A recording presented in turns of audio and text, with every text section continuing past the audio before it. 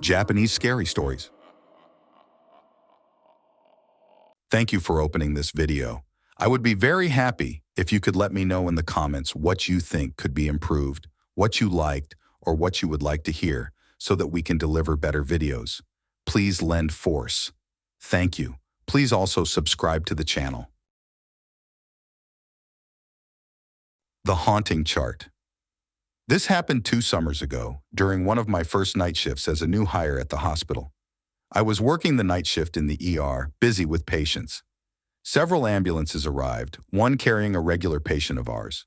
The attending doctor asked me to get the patient's chart from the internal medicine records room. The records room was quite far from the ER, about a 5-minute walk. The hallways were dark, and I had to use a flashlight.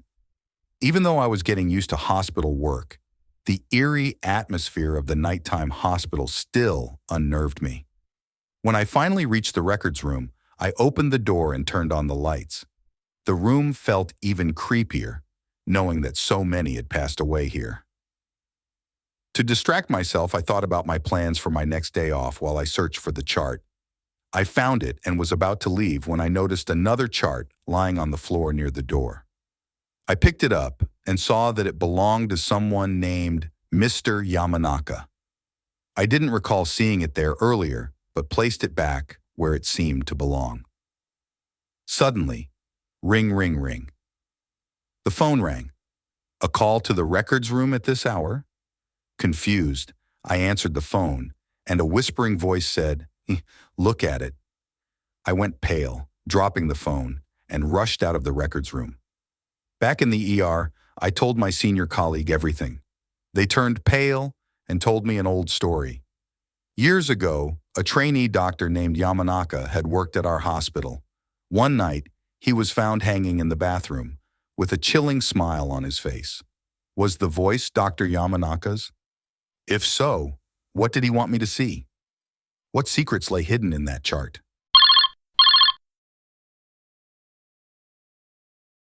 Dare at the abandoned hospital. This is a story I heard from a coworker at my part-time job. At the time, I was working in a small town in the Midwest, and there was a young male employee who had just started working there. He was close to my age, and we got along well, sharing lots of interesting stories. But there was one story he told me that was truly terrifying. When he was in college, he and 3 of his friends decided to visit a well-known haunted spot in the state, an abandoned hospital. They set out in the middle of the night, armed with only 2 flashlights. Despite being abandoned, the hospital wasn't in terrible shape.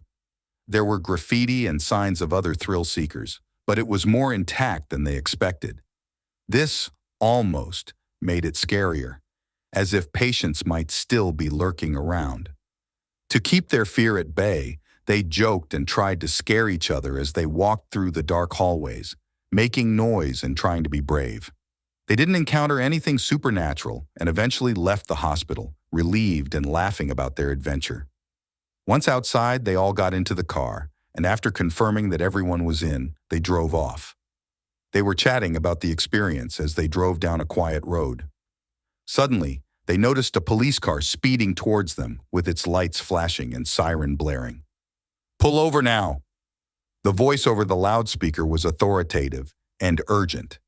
They hadn't been speeding or doing anything illegal, so they were confused but complied and pulled over. The police officer got out of the car, his face flushed with anger. "What do you think you're doing? You can't drive around with someone on the roof." The group was stunned and terrified. They all looked at each other, and one of them cautiously glanced out the back window. Perched on the roof of their car was a figure, a ghostly, pale face, staring back at them through the rear window.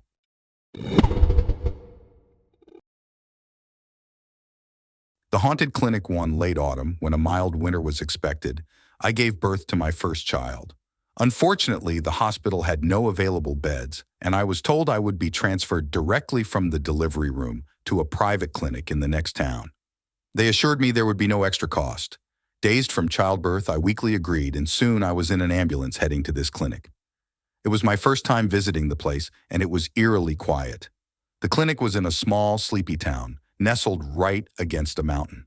The mountain was dense with chestnut trees, and the clinic's yard was filled with them too.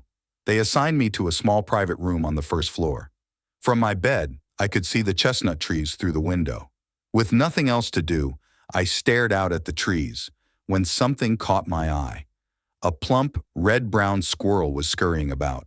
I smiled, thinking maybe being transferred here wasn't so bad, after all. This clinic, had I checked in under normal circumstances, would have been quite expensive compared to other hospitals. The meals were delicious and served with snacks. The facilities were new and clean, and the staff were incredibly kind and helpful. Due to the distance, my parents didn't visit, but my husband came every day to see me and the baby. One day my husband said, "Hey, there's someone outside the window." "Must be a squirrel," I replied. "It probably lives in one of those chestnut trees. I've seen it too." "No, it looked more like a kid," he said, puzzled. We didn't think much of it at the time. The next morning, after breakfast, I saw it too. A chubby, adorable little girl, about 2 years old, running around the chestnut trees. When I hobbled closer to the window, she was gone. Could it be a local kid playing in the woods? I wondered. But so early in the morning and all alone. It was strange. As I recovered, my baby wasn't doing so well, and we were kept at the clinic a bit longer as a precaution. With time on my hands, I often found myself gazing out the window. Mostly I saw squirrels, but occasionally I saw the little girl. I couldn't open the window to call out to her, and I wondered if her parents knew she was playing outside so often. Finally, my baby's health improved, and we were set to leave in a few days. One night, as I was nursing my baby, I had an odd feeling. Someone was watching me. It was just me and the baby in the room, and the thick curtains were drawn. It was strange, but the feeling persisted for 2 nights. On the morning of our discharge, I finished the paperwork and said goodbye to a familiar elderly nurse. I mentioned the girl I had seen playing in the yard. "That little girl who plays in the yard early in the morning, is she from the neighborhood?" I asked. The nurse's smile faltered for a moment. "Yes, probably a local child," she said. Just before leaving, I realized I had left my sandals under the bed.